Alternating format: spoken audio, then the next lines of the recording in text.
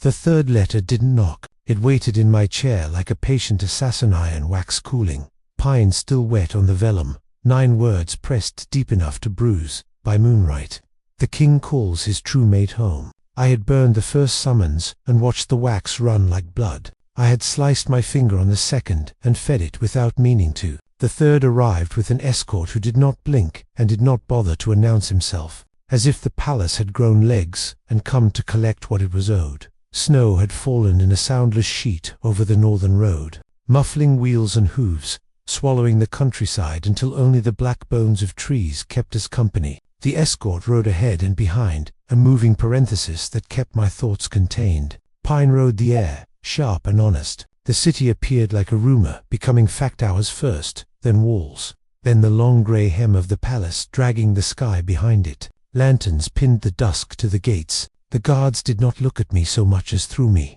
The way men in uniform learn to look at problems they are not paid to solve. The north gate accepted me with the dutiful reluctance of a mouth accepting bitter medicine. Inside, the cobbles remembered the shape of my feet. I had left this place on a night so clear the moon had seemed carved, and I had sworn never to return unless I came back as a ghost or a storm. It turned out I was only a woman with a heartbeat that refused to obey me. The hall appeared exactly as I had filed it away, a corridor of stone long enough to train patience, lit by torches that made amber eyes out of the wolves carved along the columns. Courtiers gathered the way frost gathers on glass, making beauty from what wants to freeze you. Faces arranged themselves as I approached, smiles calibrated by rank and appetite. I counted the ones that hid knives and the ones that were knives pretending to be lace. I did not bow. I did not hurry. The past is loud in a place like this. You have to learn to walk at a tempo that tells old echoes they can follow if they want, but they will not lead. The throne at the far end wore emptiness like a temporary fashion. I had rehearsed more responses to that sight than I had ever rehearsed a speech. Triumph, scorn, relief, none of them arrived. Emptiness, even on a seat made to coerce obedience from the air, is only a chair that has temporarily forgotten a body. It knew who it waited for. So did the court. So did I. They said he was dying. They said the crown had begun to slip not from his head, but from the slow dimming of his wolf, as if some single ember in him had burned itself hollow and left the shape of flame without the heat. Some called it curse, some called it justice, and the old women in market squares called it the consequence of a vow, broken in both directions. The stories had traveled faster than the winter, and spoken with more confidence than wind. I did not trust stories. I trusted the way a room changes temperature when the person it belongs to enters it. He did not enter the throne room. Someone peeled me from the crowd like a page from a book, and guided me through corridors that remembered my shoes. The winter garden received me as if I had once been planted there, and dug up improperly. Glass arched overhead, ribcage to a sleeping beast. Frost painted the panes with pale ferns, and the lanterns hung at intervals like moons caught in branches. He waited where the ivy tried to keep a secret from the walls. Time had not won with him.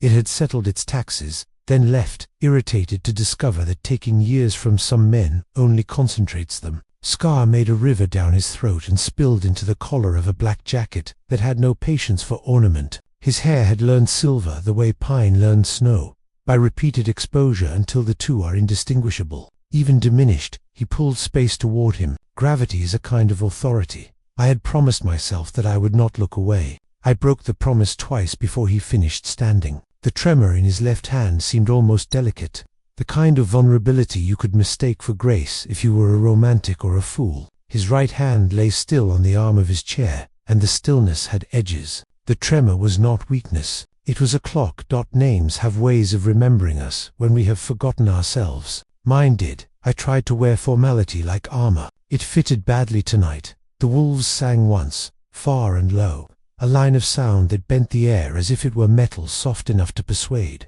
The note found the glass above us and made it hum like a struck bowl. The sound ended long before the feeling did. Old structures keep resonance like a private religion. Courts collect themselves quickly after surprises. The chancellor unspooled from ivy with the apology bent shoulders of a man who hides his competence under mildness. The king's beta shadowed the doorway as if he had been carved there with the arch. A priest padded in silence across stone that had taught it to him. Words began to gather in the space between bodies like rain in the air, just before it admits it is rain. I kept my hands visible and empty. There are rooms where an empty hand is safer than any weapon and twice as suspect. They spoke of ancient statutes, as if reciting a recipe, that had fed their grandparents and would feed their grandchildren if they got the seasoning right. Silver salt to keep what wakes from rusting. Yew ash to make the path visible to the thing that must be called. Iron thread to persuade pulse to speak to pulse without translation, and consent freely given under the moon. Consent, said by a priest, rolls off the tongue like charity, and lands like chain. They never mention the part where the chain is braided from hair, the woman cut from her own head. Night held the garden, stable long enough for us to leave it. The corridors received us with the patience of stone. A servant took me to a guest chamber that had learned restraint from the century that built it. The window framed a piece of sky where the moon hung like a crescent scar, the kind a body keeps when it has decided to heal but not forgive. The bed learned my weight the way a stranger learns your face. I did not sleep. Insomnia is a country where I own land. Words from the priests pressed against the inside of my skull until I took them out and laid them on the floor to examine the shape of their pressure. It will cost you, he had said. A right takes from both. It asks what you can least endure to lose. Certainty, the smile had said, with the kindness of a surgeon showing you the scar in advance. Certainty, I repeated to the empty room, the way one repeats a word to starve it of meaning. The trick didn't work. It almost never does. Before dawn stains anything it touches, a palace relaxes, convinced it is alone with its thoughts. That is when its secrets yawn. I went walking. Empty corridors are less empty in places like this. History crowds the corners with unfinished sentences. The lamps slept with their eyes open. The wolves on the columns pretended not to watch. I found the solarium by accident, and then by memory, which is how you find the places that matter to you, even when they don't want to be found. Vines wrote their slow cursive across the glass. Dust lay on everything that had stopped pretending to be used. In the far wall, an absence measured itself where a panel fit too precisely. The ledger room behind it breathed, like a thing relieved to be looked at. The smell of wax and old decision lived there. Shelves carried the weight of recorded favors and recorded debts, as if the difference were a matter of font. Names glimmered in neat columns, men and women who had traded slices of the future for thin slices of the present that felt at the time like bread. The palace had always kept its arithmetic immaculate. Justice had never been so tidy. On the lowest shelf, a book bound in wolfskin required my hands to feel like trespass. The leather had been cut when it was still living enough to protest. Its surface held that protest in the way old bottles hold the scent of whatever they carried. Inside, the letters slanted to the right, not because their author was kind or in a hurry, but because his life leaned that way and refused to be written straight. It did not beg pardon. It did not request absolution. It laid fact on the table like a blade and invited me to handle it carefully or bleed. The night you refused me, I let you go because my yes would have swallowed you whole. I thought myself noble. I thought restraint was mercy. I did not know that mercy without confession is merely a different shape of pride. That line pressed itself against a place between my ribs that had been hollow since I left this palace the first time, and for a moment I mistook the pain for anger until I realized it was simply the relief that comes when you locate the source of a leak. I closed the book because I have learned to close a wound before it turns into a story other people think they have the right to finish for you. The garden outside the ledger room kept its blue-black just long enough. The city woke like a creature remembering which muscle moves which limb. The kitchen lightened first. Kitchens always do. The guard rotations changed as if the palace did not trust the night entirely, but had decided to forgive it for now. In the corridors, servants carried trays and secrets with equal professionalism. My escort reappeared, not to escort me but to observe whether I needed to be escorted. I learned a long time ago that observation is the first layer in the weapon a court prefers over steel. The day belonged to speeches. The chancellor measured syllables like a man measuring salt, knowing that too little renders a dish sentimental and too much ruins it beyond salvage. The priests pressed the right into my hands and asked me to call it a gift. The beta arranged bodies in the garden and did not look at me again. I let everyone's rolls sit on their faces like masks and tried to imagine what they looked like when they washed them off. Lady Moraine wore winter like a shawl and pity like perfume. Her mouth made parentheses around words that wanted to apologize for history, and never did. She spoke of the old ways with the authority of someone who had never wanted anything newer than her own comfort. Lord Varro sharpened his cleverness on every softness within reach. He is the kind of man who speaks last in a meeting so that everyone's words can become scaffolding for the speech. He had already written, "He says we when he means I, and economy when he means appetite. He says stability the way a jailer says safety." Acolytes carried bowls with the reverence of men, carrying their firstborn toward baptism. A seamstress measured my body with a string, and then measured the string with her fingers, and did not speak.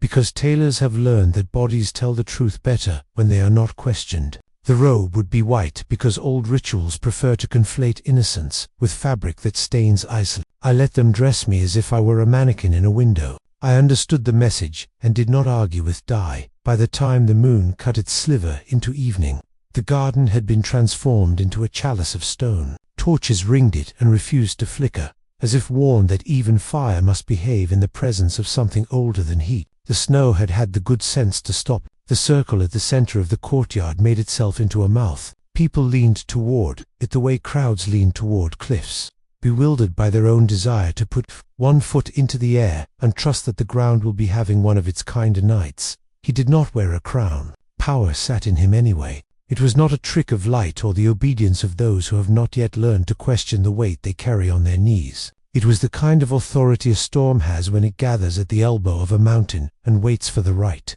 word to drop. The priest approached with the three objects of his office: the iron thread, the bowl black enough to swallow the moon without gagging, the small pouch of ash that would mark us with the alphabet of a god old enough to have forgotten whether language was meant to bind or free. He said the words that make a ritual official to the part of the brain that is impressed by Latin. He did not say the words that make a ritual holy to the part of the soul that still believes, against evidence, that a body can be remade gentler by hurting it in the correct pattern. They wound the thread round our wrists. I felt the beat in him like a fist that had decided to be a metronome. He would not look away. I had made my promise, and this time I kept it. Confession arrived without waiting to be invited. He gave the room a version. He gave me the truth. There are distinctions not even wolves can smell. I gave the right what it asked for, not my accounting of his errors, not the litany I had sharpened in my head during all the nights when sleep had abdicated, but the single admission that racketed the loudest inside me. Love had not been the problem. The problem had been that I had learned to survive by leaving first and had mistaken that habit for wisdom. The bowl drank 2 drops, and the surface knit them together into a thread that refused to separate once it recognized itself. The chant rose like steam from the stones. The bond woke. It did not arrive like a fairy tale, politely tapped on the door and invited in for tea. It kicked the door off its hinges and flicked on every light in the house at once. Heat ran up my arms and into my jaw, and behind my teeth I felt his fear crouching, alert and ashamed of itself. He went very still, and inside that stillness my survival arithmetic unrolled, the one where you count exits and voices and knives and decide how your bones will fit through a doorway if you have to become smaller to live. For one long, ungenerous breath we were the same animal. The circles shuddered like a bell. Silver sang in the air the way struck glass does. The world tilted along an axis no one else would have seen, even if they had been standing literally inside our bodies. The priest's smile never left his face, but smiles can be knives if you learn to look at the edge of them instead of the teeth.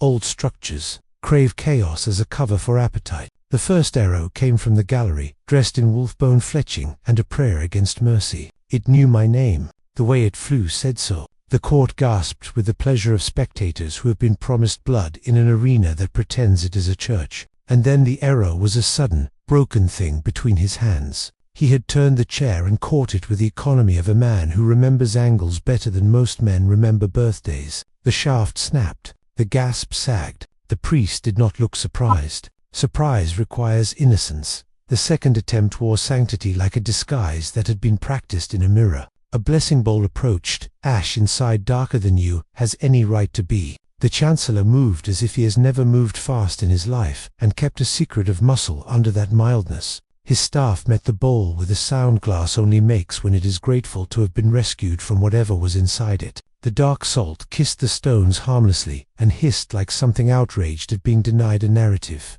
Wolves do not ask permission to intervene. When law forgets their name, a sound rose at words, not human, and the outer ring of the garden answered with bodies, while the inner ring struggled to remember which side of history currently paid their salary. The acolytes who had been ready to use their hands for more than carrying bowls found their faces pressed to the stone before their bodies, understood that gravity had not voted. The priest raised one palm and discovered that immunity is a concept the pack does not recognize when it decides. It is done being polite. There are ways to stand trial that do not include doors. He was reminded of those ways. The ash settled. The air unstuck itself. The bond breathed out as if someone had told it a joke it was not sure it was supposed to find funny. The court collected itself the way people do after a near collision, with false laughter and a series of internal vows they will break by morning. The circle remembered it was only chalk and stone. The moon blinked.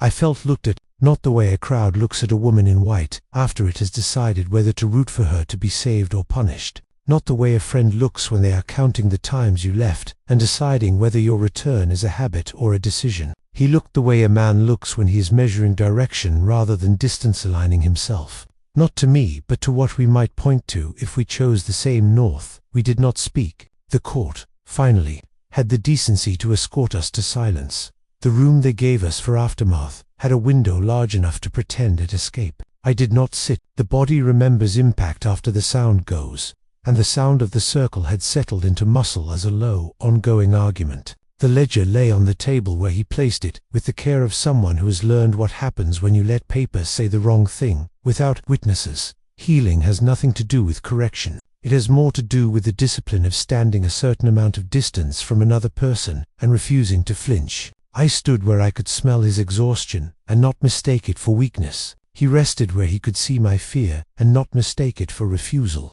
Between us lay a book that had pretended to keep accounts and had ended up keeping time.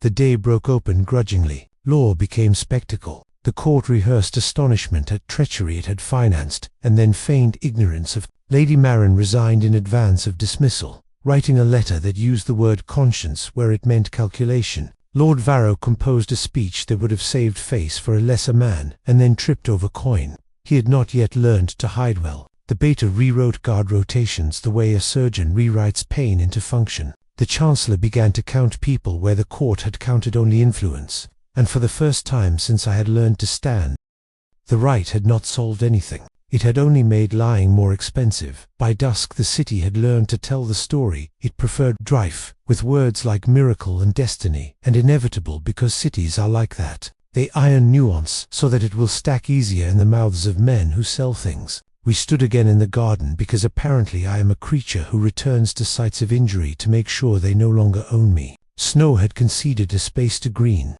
The torches sighed. The glass remembered not to break. A question lingered in the air, not a demand for confession, not a legal inquiry with a scribe ready to set it in stone, but an honest curiosity about what a life can look like when it is no longer oriented entirely around survival. The question belonged to him and to me, and to the wolves on the parapet, and to the city that was holding its breath to see whether it could begin to believe in expensive things again. The night did not answer. It never does. Nights like this only hold you while you decide whether you will begin the answering yourself. I kissed the tremor in his left hand because someone should, and because I am tired of teaching my body to mistake tenderness for danger. The hand steadied not because lips have magic, but because intention does. Somewhere beyond the hedges, the wolves made a sound that did not carry grief in it, and the glass took that sound and kept it, for when winter returns, when morning climbed the stone, the Chancellor came with a map, and the beta came with a list, and the priest did not come at all because men who believe in old gods, without believing in mercy, often mistake absence for power. The court gathered itself with a series of performances, designed to convince itself that power had been rearranged rather than returned to its better use. I stood where the garden could see me and where the city could not, and decided, finally, that I would spend what the right had given me in the currency the court does not understand: patience that bites, love that legislates, policy with a pulse. The bond did not blaze. It abided. Some miracles are only visible to people who have stopped waiting for fireworks. A bell sounded somewhere deep inside the palace. The patient bell. That means papers are ready that will make new habits possible for people who never asked to be the subject of a policy. The The winter loosened its fingers from the hedge. I inhaled and felt the stone inhale with me. The day had not yet chosen how to interpret us. Good, that is the correct posture for a day in a kingdom that has decided to relend breath. And then the Chancellor, whose timing is a kind of art, said the words that were a cliff without looking like one. The trial will be public. He told the heir so it would know how to carry the news. The treasurer's seal appeared on a payment to the temple 3 nights before the rite. The priest did not act alone. The garden held its breath with me. Somewhere, a door considered itself, and unlatched. The wolves lifted their heads. Snow forgot itself, and fell from a branch that had waited all morning for this exact moment to empty. The day pretended to be ordinary. It put on the smell of bread from the lower kitchens and the sound of brooms on stone, and the satisfied clack of a steward's abacus. But ordinary is a costume power wears when it is deciding whether to confess. The Chancellor's announcement moved through the palace like a hand pressed along a row of books. Each spine shivered. Some fell open on its own ugliness. Some slammed shut too late. They unrolled the banners for public trials, as if color could absolve arithmetic. A dais rose in the great hall, not the throne. A humbler platform where testimony would sit where spectacle usually does. The treasurer's office breathed ink and denial. Clerks developed coughs that kept them from speaking at crucial moments. Scribes waited with sharpened quills, hunger thin on their faces, because history is paid by the line. The priest was brought out at noon, the hour when sunlight is most impatient with dust. Stripped of the vestments that had lent him height, he looked like any man who had learned to hide appetite behind certainty, diminished without the costume, dangerous anyway. He did not bother with contrition. He said older than the crown, as if age were proof. Said order, as if order were mercy's synonym. Said she unfit, as if the circle itself had whispered gossip into his ear. Under his words lay the smooth, practiced current of a man who has mistaken repetition for truth. The bond hummed and did not intervene. It is not a sword, it is a weather. It leaned inside my ribs when he said unfit, and showed me the faces of women the temple had failed, the ones told to offer their grief, to ritual like an animal to a god who forgot it had teeth. I watched the court listen harder than it ever had, not because it was newly virtuous, but because it had been named in the ledger and wished to be certain whether it would need to feign surprise at itself. The treasurer arrived next, heavy with the sort of wealth that cannot be hidden behind modest fabric. He had the eyes of a man who counts more than coin. He brought ledgers as talismans, thinking the weight of paper could counter the weight of intent. The Chancellor opened them with the respect a surgeon gives flesh, gently, only once, without performance. Money is a map. The lines led where we already knew they would. Temple coffers, private purses, the purchase of rare salts disguised as charitable donations, a payment to a bowyer whose arrows carried prayers to no god. I recognize. Names gathered on the floor like fallen fruit overripe. Wasps. Lady Merrin's seal glistened among them like a coin at the bottom of a well. Lord Varro's peculiar handwriting appeared in the margins wherever power had required annotation. Emergency allocation. Read one note beside a sum that could have fed a village through winter. Stabilization. Read another beside the purchase of silence. They asked the king to speak. He did not declaim. He laid 2 sentences on the dais and left them to choose their own echo. This kingdom will not purchase its comfort with the bodies of its women. This court will not purchase its stability with the blood of its wolves. His voice made no effort to be more than it was. That was precisely why it carried. Sentences like that do not end. They continue under the skin of a place until someone tries to cut them out and discovers they have grown roots. Verdicts cost less than consequences. The priest left the hall by the same door he had insisted did not exist. He walked with the careful calm of a man counting prayers and miscounting teeth. He would wait in a cell that smelled of iron and stale breath until a sentence learned what shape it wanted. The treasurer resigned with the careful dignity of men who confuse stepping down with stepping away. He left behind boxes of immaculate ledgers and a staff who knew where the bodies were buried, and also which gardens fed the city. When the river sulked. When they lifted the dais, dust rose, embarrassed to have been seen. People dispersed with the practiced speed of courtiers late to an appointment with their own innocence. The garden asked for dusk. Dusk gave it willingly. We stood together, where the hedges remember everything. The bond was quiet, not absent, the way a lake is quiet when it has decided to keep its secrets for the night. He breathed better. The tremor had become occasional, a rumor rather than a proclamation. Illness retreats like a tide, never all at once, always taking something with it when it goes. He would have thanked me. I had learned to touch the wrists of gratitude and turn its hand before it made prayer of what had been strategy and courage. The ledger had written our confession for us. The trial had written our boundaries. There were other doors yet, and hallways built for ambush. The city understood this faster than the court. Markets talked the way forests do gossip. That is also weather. The old women at their stalls adjusted their prices for the poor before any edict asked them to, as if the bond had brushed their shoulders passing. Young wolves ran messages for free and called it training. In the taverns where servants spend their gold and their fury, the talk shifted from escape to repair. The palace listened from its high windows with the frightening humility of a building that wishes to deserve the people who clean it. Lord Varro's apology arrived on thick paper, smelling faintly of lemon and ink that stains. He requested audience. He received investigation. The Chancellor's people sat him at a small table and asked him to explain the word stabilization, as used in 8 separate notes over 6 months. He wore patience like silk and produced reasons you could mistake for sense if you were hungry enough. He spoke of rival courts leaning like wolves at the border, of human nobles sniffing power and deciding how much fur they could stand. He spoke, in short, like a man who has never met a woman he could not out-argue but suspects one has just moved into his house.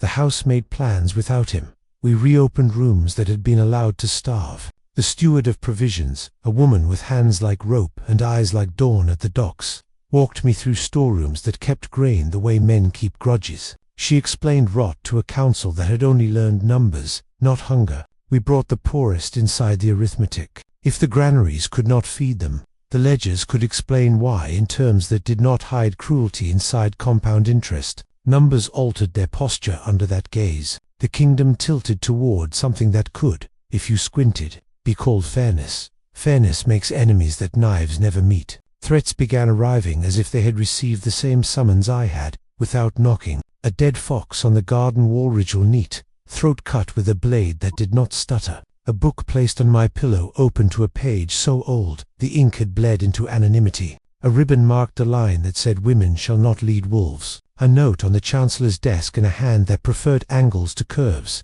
Balance is a dangerous word. We did not answer with spectacle. We answered with boredom that cuts sharper than outrage. The beta doubled patrols in the galleries and halved them in the hall, and no one noticed except the men who had hoped to build an accident on a staircase. The Chancellor moved coin from temple accounts into the infirmaries and hired 2 new surgeons and 3 midwives. I sat with the steward and wrote a small law that outlawed the word stabilizing in budgets and replaced it with the list of outcomes it had disguised. For every coin marked stabilizing, list who becomes more fed and who becomes more afraid.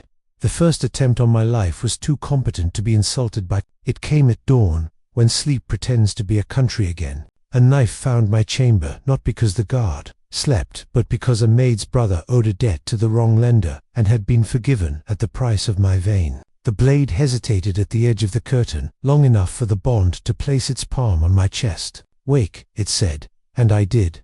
The man behind it had the eyes of someone who had not looked in a mirror for a long time, and would not enjoy what he saw when he did. He moved like a man who had practiced stealth and found he could only manage quiet. The bed did not hold me. The floor did. My hand met his wrist, and the knife remembered the floor sooner than he had planned. He ran. The corridor ran with him. The beta's men met him at the turn where the tapestries whisper, and the whispers ended. We did not have him dragged to the square. We learned better uses for fear. The Chancellor put him in a small room with a chair that did not forgive posture and a table that had learned the difference between confession and pride. We gave him water and silence until he offered a name. The name led to a door where a woman kept a ledger bound in string instead of leather. She was not a villain. She was a book. She recorded who owed money for bread and how men collected interest with their fists. She sold debt to larger mouths. She wrote stabilization without laughing. We closed her door and opened the ones behind it. Underneath the city's coin runs a river that obeys no law but gravity. We made interest answer to winter for once. The men with fists found their wrists held by the same law that had once protected them. Balance, it turns out, is only dangerous to those who prefer a tilted table. Bond does not make you brave. It makes fear honest enough to be useful. I learned which corridors hold panic and which merely echo. I learned that the hand that killed in defense shakes at tea. After, and that the shake is not weakness but weather passing through. He learned to ask before the shake stopped. When I said later, he stayed. This seemed small. It was the size of a kingdom. The trials lengthened into weeks. Winter acuities bled into a spring that arrived like a compromise. The court tried to go back to gaming itself and discovered the pieces had learned not to move where they were told. The temple received a new head, this one, with hands scarred from real work and a mouth that could say consent without making it into a hymn. The treasurer's seat stayed empty long enough to make men nervous. A woman took it and wrote lines as if numbers were doors rather than locks. Old enemies adjusted their collars. Envoys came with compliments carved into threats. A southern duchess wrote that she admired our reforms and that admiration is a mood that travels on coin, not caravans. A northern prince sent a rare horse as a gift and asked, in a postscript, whether the king's left hand trembled less. Gifts can be a kind of reconnaissance. The horse learned our stables and our scent, and our grooms' names and stayed. The prince learned nothing he could use. We took the bond out, walking as if it were a dog that needed exercise. We let it learn the city's corners and the places where the river remembers the dead. It grew quieter the more it saw. We learned to call it without yanking and to let it sleep without panic. It did not need to be performed to be real. It did not need to be fed spectacle to survive. It preferred bread. On the 7th week, a letter arrived from the border, smudged with peat and rumour. A human lordling, young enough to be rash, old enough to own a map, had begun building roads where wolves have always walked. He spoke of progress the way men do when they have mistaken acquisition for improvement. His workers chopped down an old wood that kept certain storms in its pockets. The storms objected. 3 caravans vanished into weather that did not check the calendar, and a village woke to find its well boiling. The lordling asked the crown for soldiers. He meant wolves. He meant us. We did not send soldiers. We sent listening. The chancellor selected a small delegation, with eyes more than hands. I went because I wished to see the place where maps and rivers disagree. He went because kings must sometimes put their gravity on the road, so other men will stop telling it where to stand. The beta came because he does not trust the way men behave around maps. The road north felt newer than the hoofbeats it received. Fields unrolled like reasons. Villagers raised their faces to the sun the way people do. When winter has argued too long and has finally conceded that other seasons exist, we passed shrines to saints who never answer and ones to wolves who sometimes do.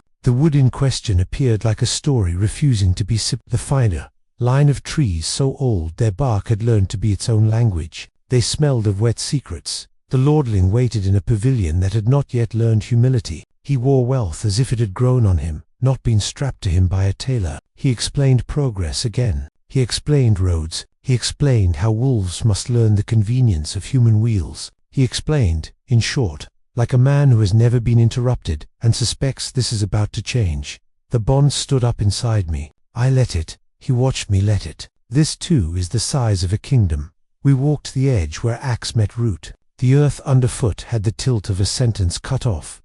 The storms that had escaped lay in the air like nervous horses that can't decide which direction to bolt. The wood said nothing. Old things do not need to speak to be heard. We did not threaten. We said the story out loud in front of everyone who had been pretending it had a different ending. Wolves have walked here longer than your house has stood. The trees hold the weather like a bowl holds water. Break the bowl and the water becomes a flood. Build your road around. Bring your carts through the meadow where the ground has learned to forgive carts. The village offered bread. The lordling offered stubbornness. The weather waited the way a judge waits for counsel to finish bothering it.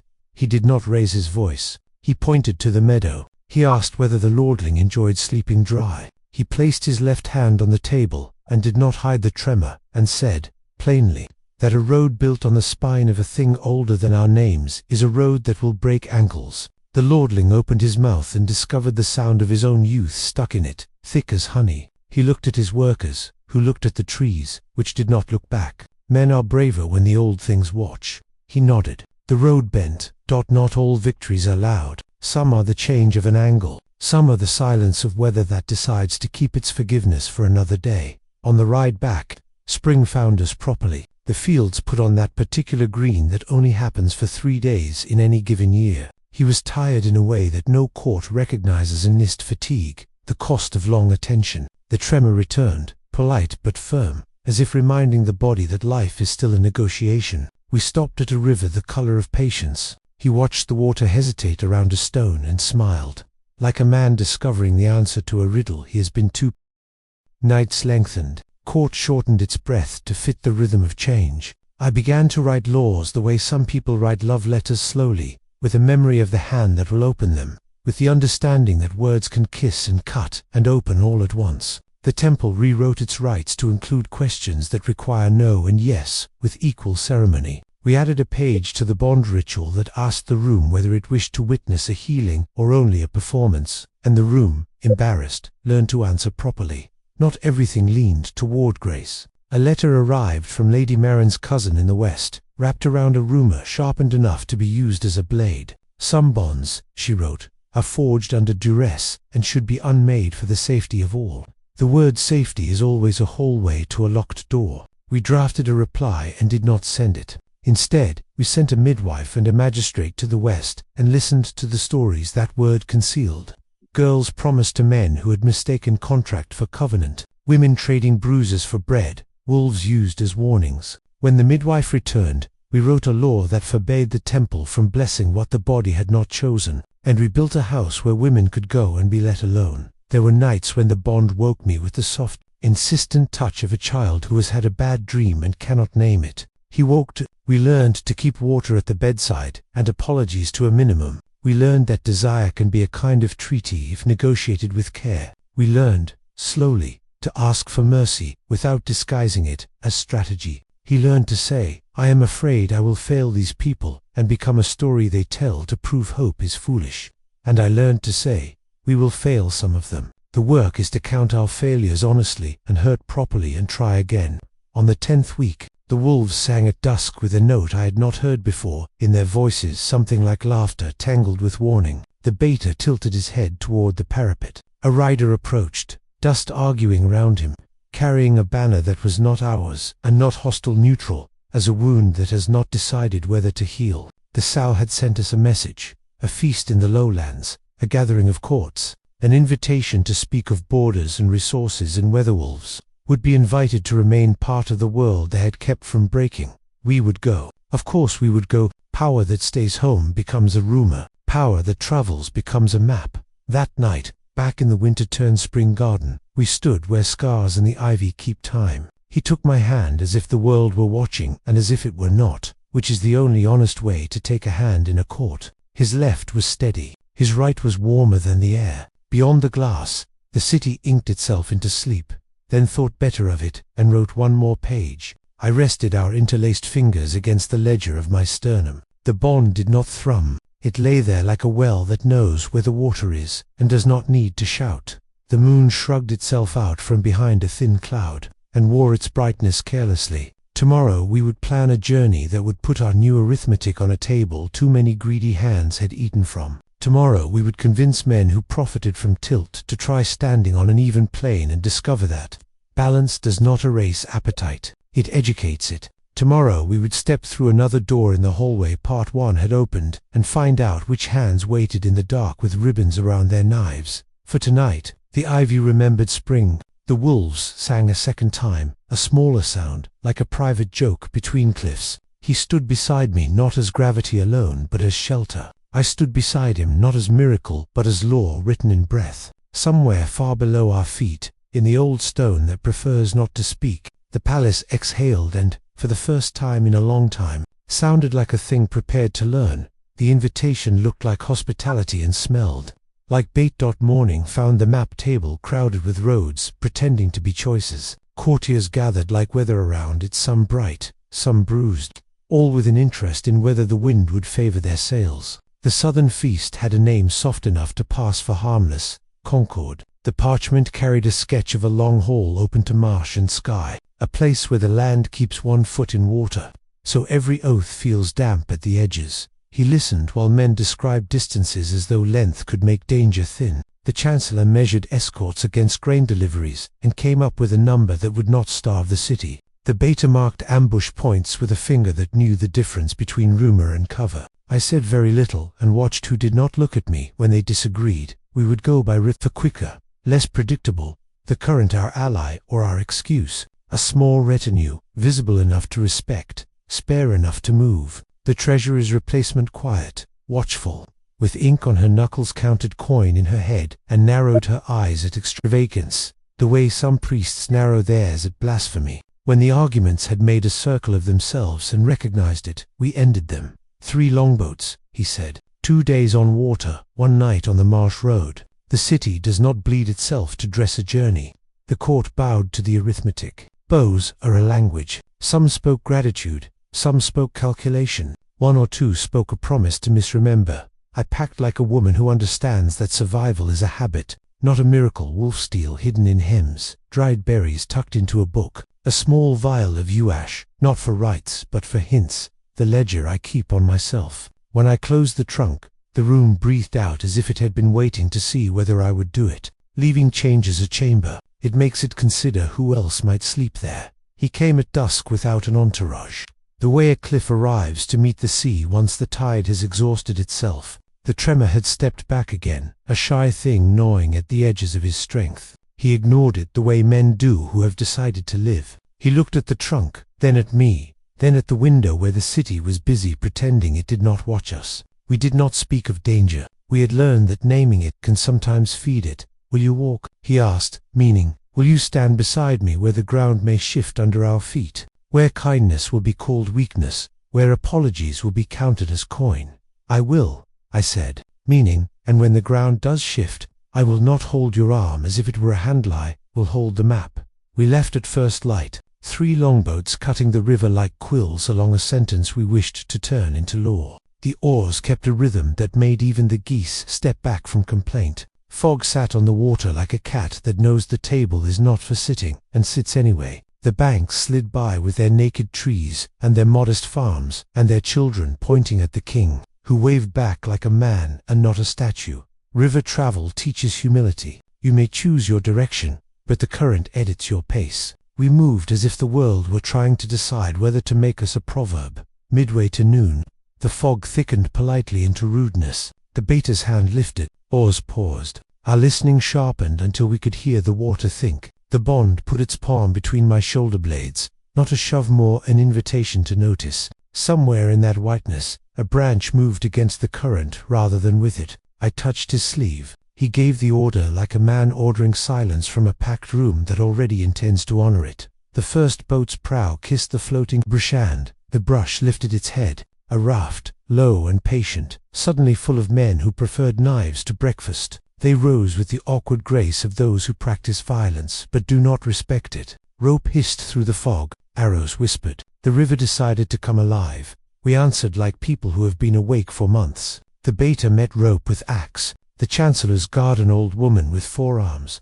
like braided river cable, caught an arrow and scolded it with her eyes for its presumption. I moved where the fog thinned, let habit find my grip, and introduced one man's wrist to the certainty of wood. He went over with a splash enormous enough to remind his friends that water does not negotiate. 2 leaps, 1 cry, a hiss of pain, quiet as ambushes go, but not quiet enough to pretend it never happened. We took 3 prisoners alive. A 4th sank with no ceremony.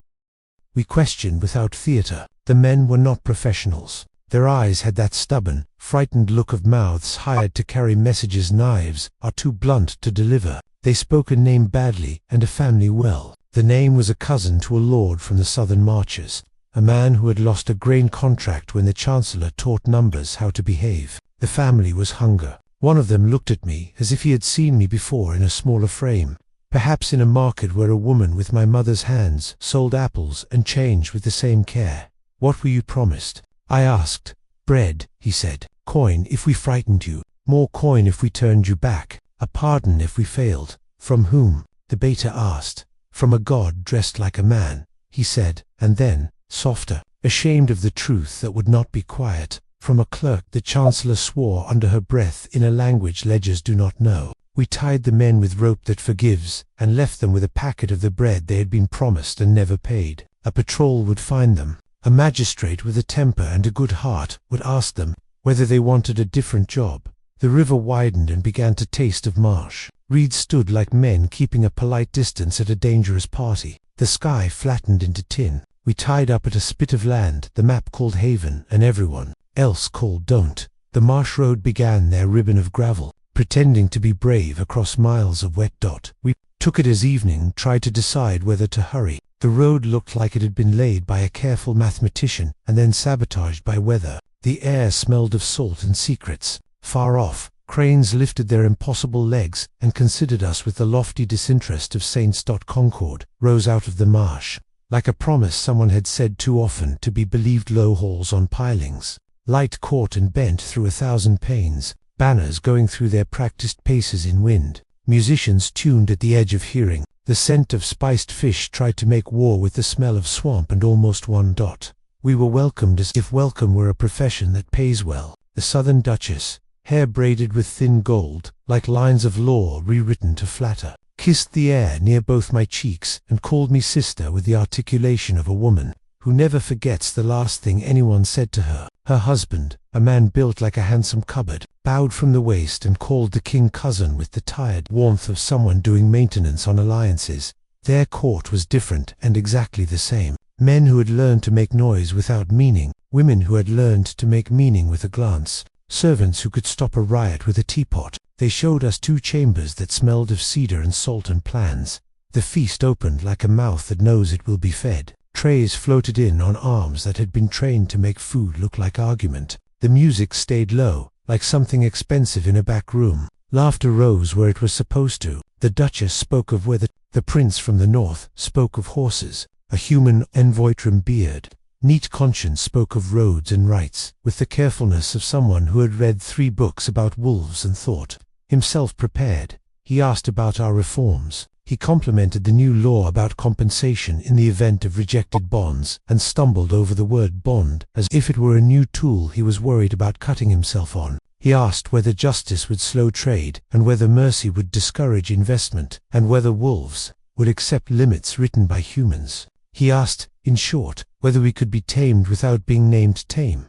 We answered like scholars at a bonfire. The Chancellor spoke of ledgers that refused to lie. The Beta talked about roads built around old things rather than through them. I said that mercy increases appetite for trade because people who have not been starved are more likely to buy what you insist on selling. He smiled with 2/3 of his mouth and did not argue. He would write a letter later saying how promising we were if we stayed promising. The Duchess watched me with an interest she hid inside generosity. When the musicians turned thunder into velvet and the hall's attention softened enough for knives to be exchanged without comment, she came to stand beside me at the balcony, where the marsh pretended to be a city of its own lights.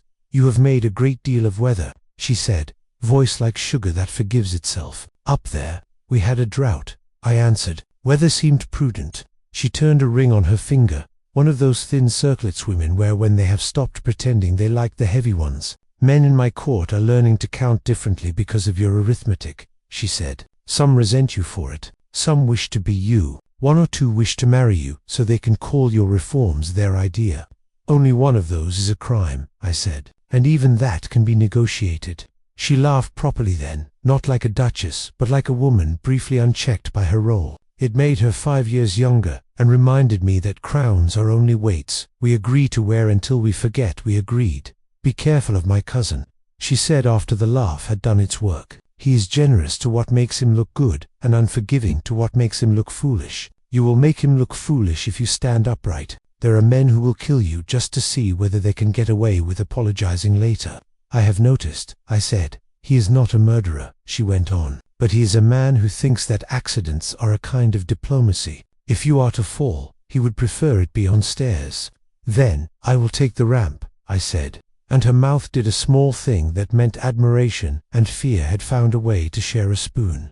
Night thickened. The speeches came small, self-flattering, eager to be quoted by people who have decided to write down the wrong parts of history. He spoke last. He always does, not because the court needs the ritual, but because his voice knows how to set tables for truth. He did not mention bonds or trials or priests. He said, "Our people eat when grain moves, and grain moves when roads behave. Our wolves sleep when our daughters are not hunted by laws." The room stilled for the length of a heartbeat that understood itself. The human envoy blinked, as if a moth had fluttered near his ear. The cousin smiled and swallowed something tannic. The Duchess lifted her goblet a quarter-inch, and then set it down without drinking.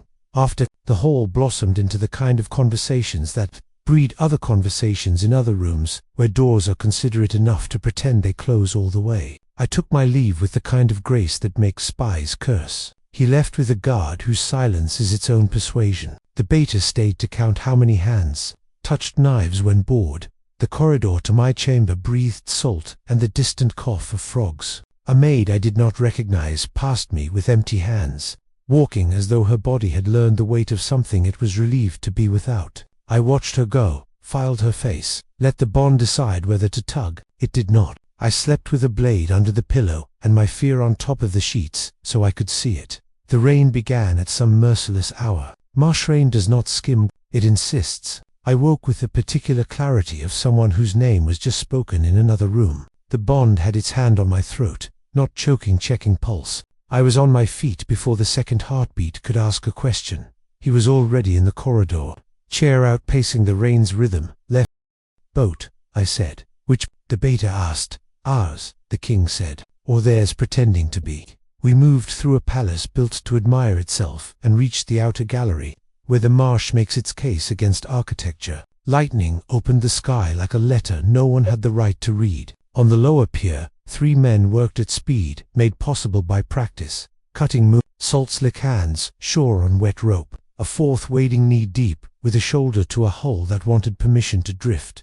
They did not look up until shadow became event. The baiter's whistle lifted the night like a sheet. From the gloom, our people unfolded, the guard we had scattered around, the edges so no one would see them until they were the only thing anyone could see. The men froze in the old, betrayed way. One reached for the small of his back and found a prayer instead of a knife. Another dropped the rope because suddenly it weighed his entire future. The 4th ran. Running over wet planks makes fools of heroes and heroes of fools. He made 3 strides and his foot remembered the old story about algae. He skidded toward the black and would have written his apology to the river if I had not caught the back of his collar and let my weight argue with gravity. He choked. I did not. We pulled him onto his knees and into his choices. He said little. He was bought by the promise of enough coin to purchase a new name. He had not been told who we were. He had been told which boat. He had been told to cut and to push and to leave the river, to finish the rest. And that if the hull happened to knock itself against a stilt and bruise until it broke, well, accidents are diplomacy. He described the steward who hired him. Thin ring, careful mouth, a voice that knew the difference between request and command and preferred the latter. The Duchess's cousin. Not in person. He is too proud for wet shoes, but in the shape of men who serve men like him. The Duchess would not be surprised. She would have to pretend to be until it was safe not to. The human envoy would write a careful letter saying how unfortunate it was when weather and would conspire against safety. The South would declare the docks treacherous and build a new one, where the wind cut more and the water remembered the shape of our boat just enough to pretend it could not help it. We declined the script before dawn. The Duchess stood under a lantern that made her face choose honesty. She listened to the grey man's confession and did not flinch. She sent for her cousin and sent him away again.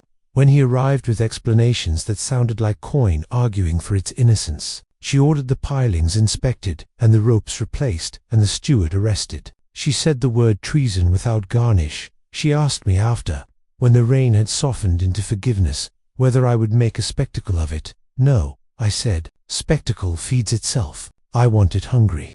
You will be accused of weakness, she said. Yes, I answered, by men who prefer murder tidy.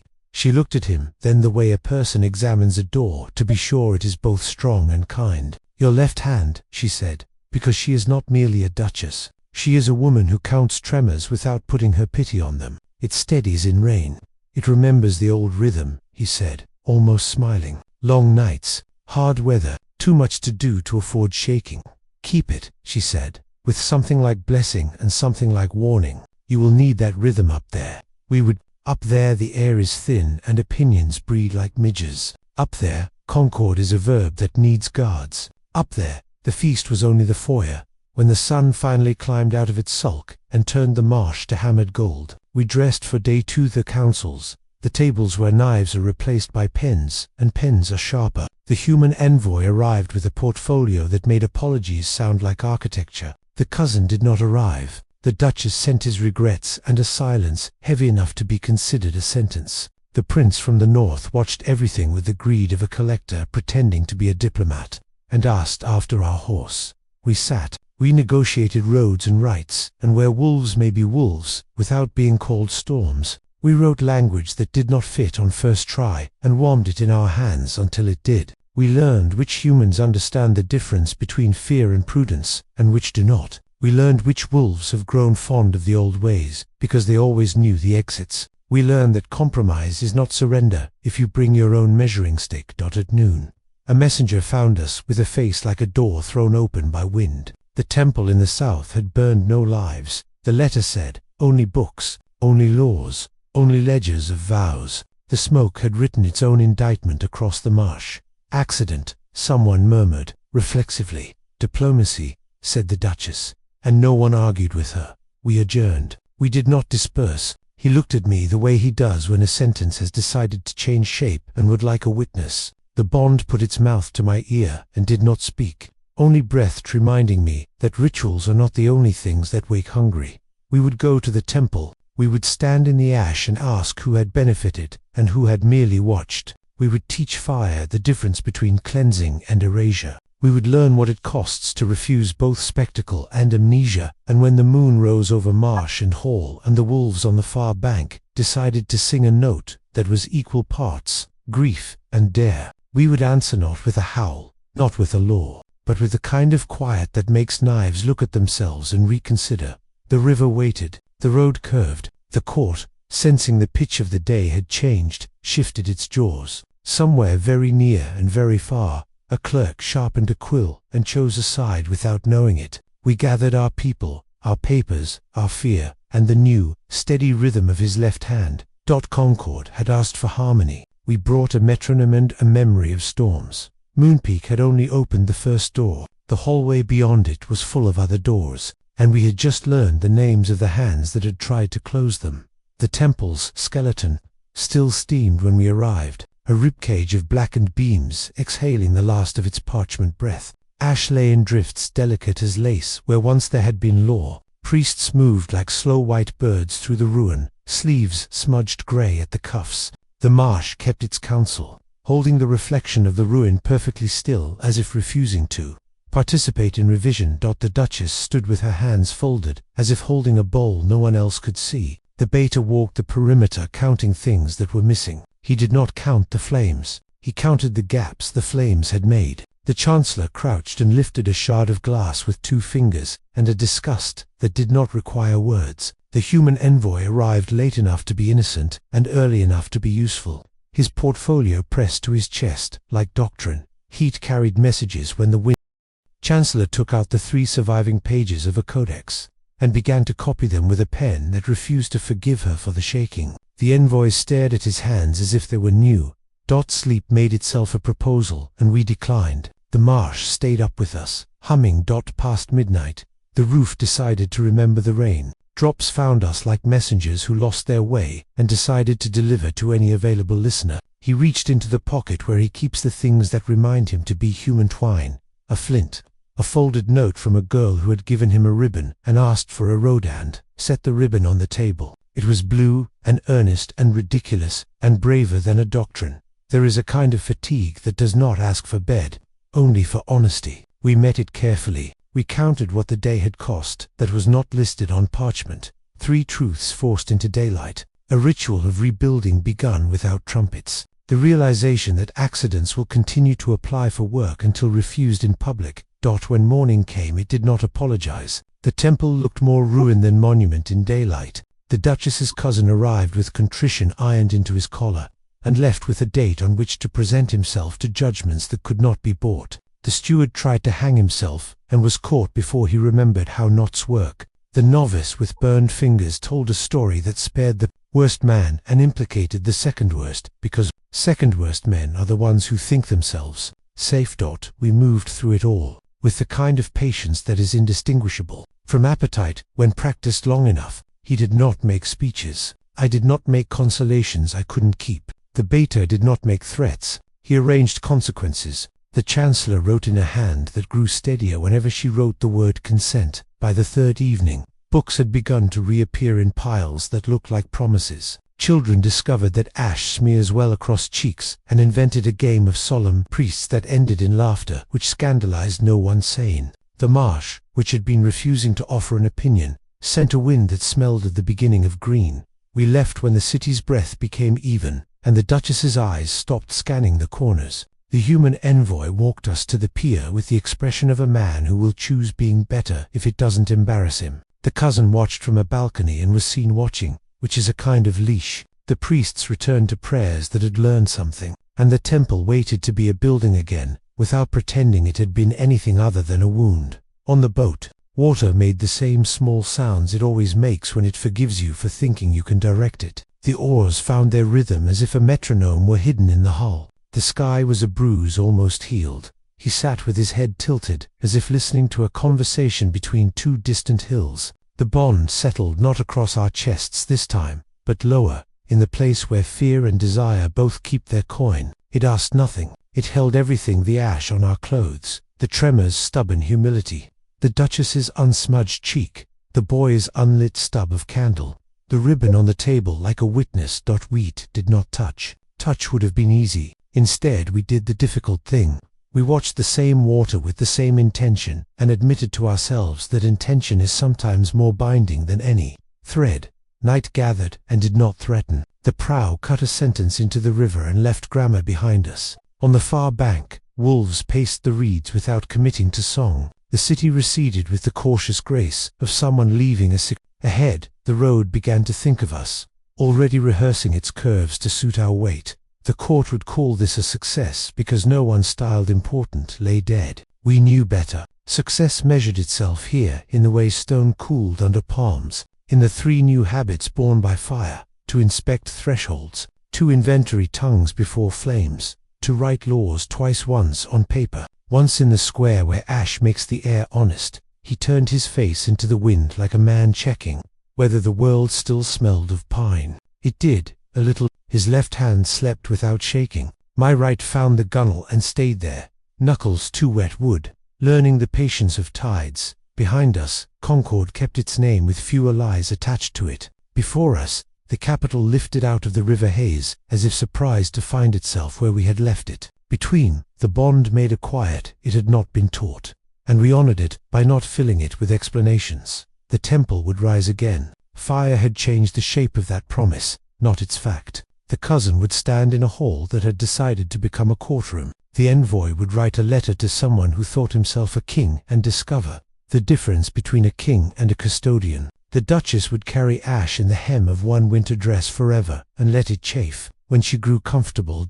In our chambers. Later, the ledger room would receive a new entry, not in his slanted hand alone but in mine as well. Under costs incurred, a single line: certainty sacrificed, replaced with witness. Under receipts, 2 words: people watched. Night made room for us at the city's edge. We entered without fanfare. The palace lifted its head the way animals do when the ones they love return and smell like smoke. Servants pretended to continue their tasks and failed, which was its own welcome. Somewhere above, the moon pulled itself up out of whatever sorrow it had been nursing and resumed its job of being seen. The metronome did not stop. It simply changed tempo to suit stone. We matched it. We had a trial to set, a law to finish writing where ash had annotated it, a court to teach the difference between quiet and peace. We had a ribbon to keep, absurd and correct, in a drawer that would open whenever the tremor forgot itself. Sleep came like a letter addressed by a friend whose handwriting has finally steadied.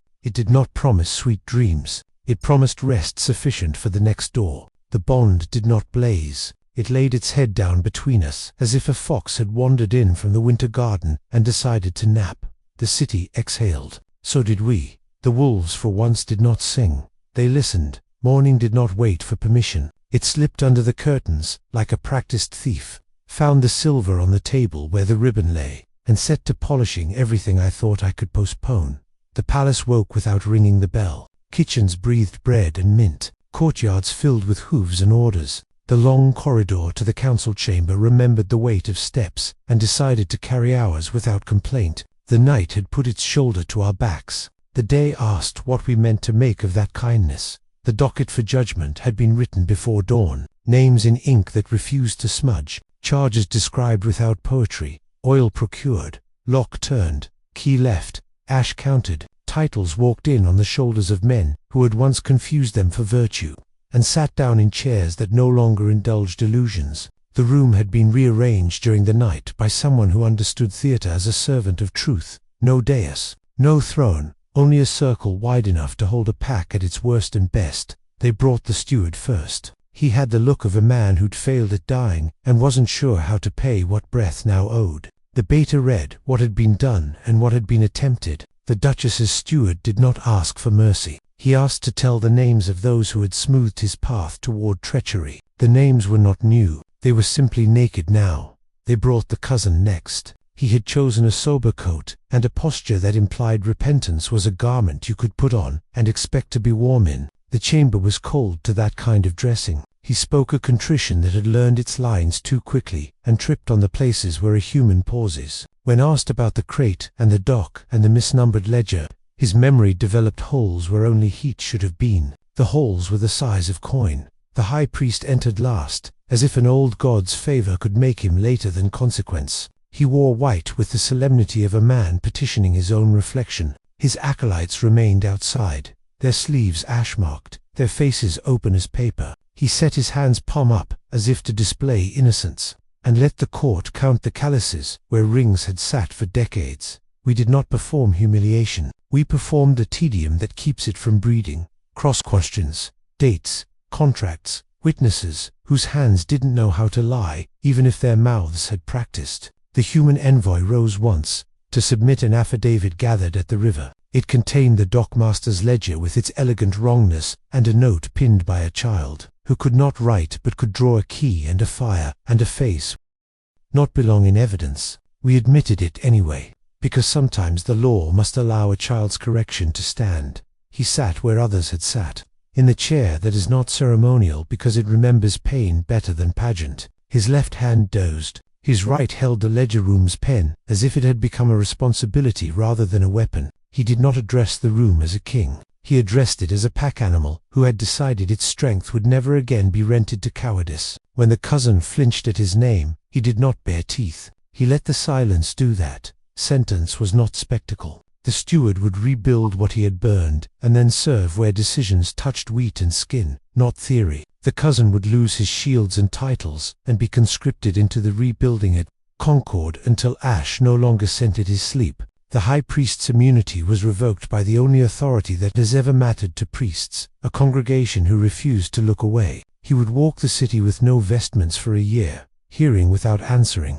until he learned that blessing is not a trick of robes but the habit of clean hands. We did not hang anyone. We tethered them to labor and to the eyes of those they had harmed. A quieter gallows, but one that taught better lessons. In the afternoon, while judgments cooled into record, the Chancellor brought the draft of the law we had promised the square, the twice-written statute. The first text codified process, accusation and evidence, the right of challenge from below to above, the presence of humans in tribunals where human lives braided into wolf. The second text was not text so much as instruction. Cite this law to each other aloud. In market and in courtyard, whenever someone suggests that power makes exception, we argued the verbs until they ceased to sound like poetry and became tools. We argued the nouns until they would not budge for anyone's mood. By dusk, the law wore a shape that would fit in the hand of a farmer as well as on the tongue of a judge. We took it to the square because ink alone had nearly killed the temple. The Duchess read the first half. The envoy, unexpectedly steady, read the second. The people repeated back the last line the way a tide repeats itself against an honest shore. I remembered the night before, the ash still warm, the breath we asked the stone to keep. This was how it returned it. There was celebration in the kitchens that evening, an unambitious joy that smelled of onion and butter and the kind of meat you stew when you mean to feed everyone. The ribbon found its way to a girl's braid without anyone giving it permission. The Beta's men put their boots up for an hour and pretended not to be proud of themselves. The Duchess laughed once, which startled 3 servants into dropping their plates and then grinning as if they'd been awarded something.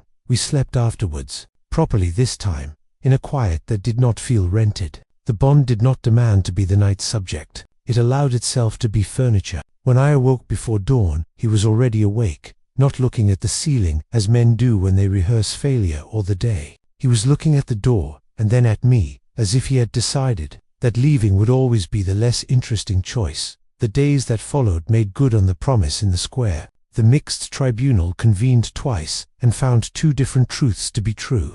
A miller had stolen grain, and also had 7 mouths to feed. Judgment arrives lighter when carried with hands that have known flour. A guard had struck a boy too hard, and then lied about it. Punishment took the shape of service to the boy's mother's street, and the loss of a badge he had thought was a self-dot. We found out where the oil had been paid for, and by whom. No foreign prince had funded it. No shadow empire had lent it glamour. It was our own coins, laundered through a cousin's cousin, that had bought the fire. Shame tastes different when local. The Duchess insisted the accounting be read aloud at chapel, and in the market twice more than necessary. The city did not mutter or dramatize. It nodded with the solemn satisfaction of a body that has finally identified the source of an ache. The human envoy wrote north, and received a reply that was both congratulation and warning. The letter advised caution. It praised prudence. It suggested a commission and a delay. We folded it neatly and placed it in a drawer with the other letters that wished to be obeyed without entering the room. The high priest tried to purchase silence with vows offered in private. He learned that public harm requires public response. He lost his chamber and discovered the weather as any other man does. It rained on him. He got wet. Remarkable how instructive that can be. Summer decided to come early, as if the marsh had whispered to it, and it had listened out of curiosity. The winter garden greened faster than it had any right to. The chair moved through it without disdain. The man learned to be still among things that grow, not because he could command them, but because they permit him to be present, if he remembers not to rearrange them. We took the reformed right on the road, because a law unmoved is a rumor. In villages where old men still kept beads made of bone in drawers, they pretended they didn't open. We gathered couples and put consent on their tongues, not just their signatures. We taught priests how to bless without binding. We taught girls how to say no with their eyes, and boys how to recognize that word when their ears were being foolish. We sat at tables where women had been decorative for generations, and asked for ledgers. I watched his left hand learn to lift a cup without shaking under the weight of being watched by the poor. We wrote that down as a miracle, and showed it to nobody. In the north, where hills keep their grudges longer, because the wind needs something to lean on, a chief sent word that our law was a disease of softness. We sent back grain and the invitation to come eat it with us in the square, while we read the statute aloud. He came. Half his men cried at the part where a woman's word was admitted into record with the same weight as a man's, not because their hearts broke, because something they had not known they were carrying could finally be put down. We were not born saviors. We were apprentices to a work older than us and humbler, to arrange a city so that harm grows harder and goodness grows easier. It meant catching ourselves when we wanted to be applauded more than effective. It meant admitting how tempted we were by tidy endings and refusing to install them where patience was called for. On a narrow road, carved out of shale where the ravine makes hounds of its echoes, an attack came anyway. Not from the old priesthood. We had taught them how to recognize the cost of losing. Not from the cousin. He had learned, at last, what humiliation builds when it is not performing. It came from men who had lost profit when law learned to read its own eyes, and who had mistaken stability for their advantage. They wore the same faces they had worn as boys in the alley, hungry for dominance, frightened of not being enough, taught that the cure was to step on a neck. They came at dawn because boys who become such men love to pretend they invented surprise. They had 3 crossbows and a plan to startle wolves. Wolves are not startled, they are roused. The baiter's hand moved before thought and after love. The first bolt struck a branch exactly where his order had coaxed it to be. The second skated off a wheel that had been made to take that kind of insult, and learned to deflect. The third never arrived. The Duchess's little horse, who understood the world as only a horse can, decided to be enormous in the narrowest part of the road, and sent the bowman down to admire shale from a throat's intimacy. I did not scream. A scream would have felt like a ritual, and I had no appetite for rituals that do not feed. I counted mouths and weapons and angles, and let the wolf whisper where I should not put my feet. He did not reach for glory. He reached for the nearest soldier's hand to steady his chair, and for my sleeve to assure himself that sleeve still existed. We did not say afterward that we were brave. We did not pretend afterward that we were not shaken. We named the men without making them larger than their failure. We put them where such men begin to learn differently, not in oubli, but in cooperatives, where food does not appear because the Lord's mood improves. We returned to the capital with dust on our hems, and a story we told only once. To a little council of children whose ears needed to know that bolts can be caught if a city remembers how to hold its breath together. They were unimpressed in the holy way of children. They wanted to know if the horse was brushed. We said yes, of course, we brushed the horse first, and they accepted that premise as evidence that they were still in a world where adults occasionally deserved the title. Autumn arrived in the stairwell before it arrived in the garden. It smelled like apples and the leather of old books, like smoke without sorrow in it. The temple at Concord lifted its new roof into a sky that had stopped expecting penance. Ceremony under that roof was not marriage or adoption or contrition. It was the reading of a law by a woman who had rebuilt her shelves and wanted to show us where she had put the ledgers this time. We applauded like fools. It was correct to be foolish then. We lost things, of course. Loss is the fee. We lost the lie that a single decree turns a culture. We lost the comfort of believing that keeping clean hands and clear eyes would be enough to keep knives elsewhere. We lost the sense that we could be correct and be loved simultaneously by everyone. We lost sleep in small doses the way you lose blood at a dentist. Alarming and necessary. We gained more than we lost. And that arithmetic embarrassed me sometimes with its generosity. We gained a beta who learned to make schedules that included meals for himself. We gained a chancellor whose hands stopped shaking only when the word consent appeared, but then stayed steady for a few other words, like bread and wages and childcare. We gained a duchess who grew comfortable in a circle rather than a dais, and discovered that power without height is still power, just less lonely. We gained an envoy who sent unbidden for carpenters when a flood took a footbridge, and then stood in the river passing stones because the body learns faster than the pen. We gained a court that sometimes, not always, did not perform as much as it practiced, and we gained each other back without pretending we had found what we had misplaced. We did not return to the first page. We started where the book had been burned and wrote on the char with a steadier wrist. The bond learned 1,000 small verbs it had never been taught when it lived as prophecy. It learned to abide. It learned to wait. It learned to recall a hand without reaching out every minute to check if that hand was still there. On winter's first hard night, when breath made brief ghosts of us, he asked me to come to the winter garden without telling me why. It had been cleared of ritual since the rite. The torches wore their plainest fire, but you had learned to be a tree rather than a symbol. He waited near the place where snow refuses to drift. He had no crown. We did not dress the scene as if expecting a painter. He handed me a ledger, not the court's book, his book, the narrow one that had once contained a confession written in a hand a man uses when he fears what he will be when he tells the truth. It now contained pages that were not confession. They were inventory. What I will not ask you to carry the pity of others, the myth of the solitary king. What I will ask you to carry when we are tired, the argument about whether bread costs more because wheat is scarce or because someone is greedier than they used to be. The ache after counsel when someone looked at me the way men look at a tool they prefer not to maintain. At the end, under no flourish at all, a single line, stay when the left hand remembers itself, as if he needed to write it to teach his body a covenant. I did not cry. Tears belonged at the temple. Here, I answered with a compact of my own. What I will not ask of you to be endless, to resurrect the boy inside the man just because I miss being 23 and foolish. What I will ask to choose us when pride asks louder, to consent to rest, to let me be wrong without making me small. We signed neither book. We slid them into drawers that would open when necessary and not when drama felt hungry.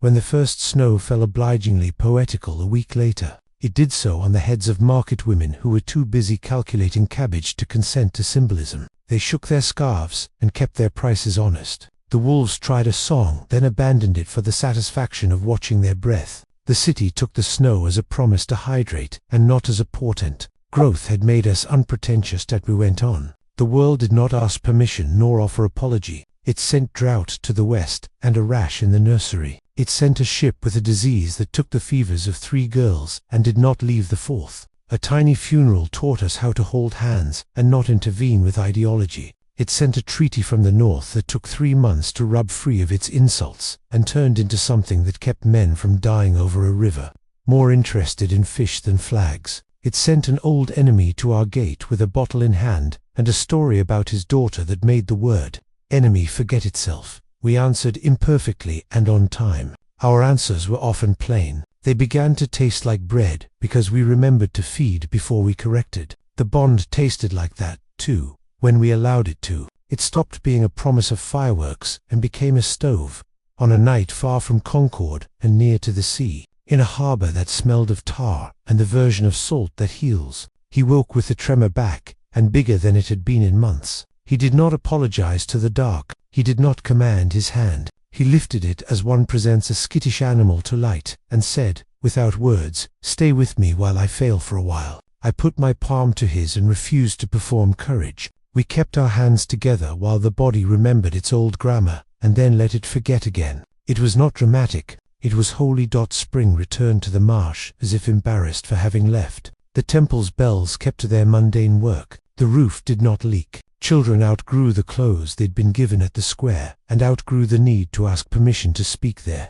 Someone painted a wolf on a wall where a drain had always been ugly. The wolf looked less like a threat and more like a neighbor. We left it. Graffiti is law's reminder that walls are for people, not only policies. By summer, we had passed something like an anniversary, though anniversaries prefer romance to record. We marked it by doing what had changed us. We read the law again where mouths can correct paper. A boy laughed at the solemnity and then repeated the last line the loudest. He would be fined for shouting elsewhere. Here he was paid in cherries. The Duchess rolled her eyes and bought the boy's mother a bolt of cloth. The Beta pretended to disapprove. The Chancellor made a note in the margin that read not child disorderly, but child beloved. It was absurd. It was foundational.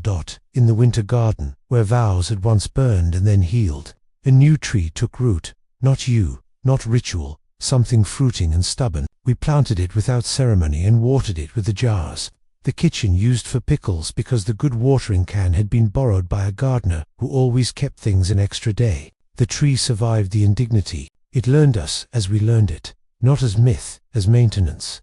On a fog-soaked evening, when music from 3 different courtyards rose and argued in midair and then reconciled into a tune no one author could claim, we sat on the step that has become what passes in palaces for honest. He leaned his shoulder into the stone as if it owed him shelter, and then looked as if he wanted to apologize for that presumption. I leaned my shoulder into his to make it communal. Our work will forget us. I thought and did not say, because saying would have made it about legacy. Thinking made it about relief. The bond heard and did what it does best now. It abided. He reached for my hand as if reaching for a pen. I put mine into his as if passing him a cup. We did not count what we had done or what the court had learned or what the law had accomplished. We counted the empty chairs at this hour and made a list of names we would invite next time we set bread out for argument. We counted how many times the city had corrected us back into humility and wrote another law that required us to repeat a sentence we had once only believed. Power is an animal best trained by a crowd.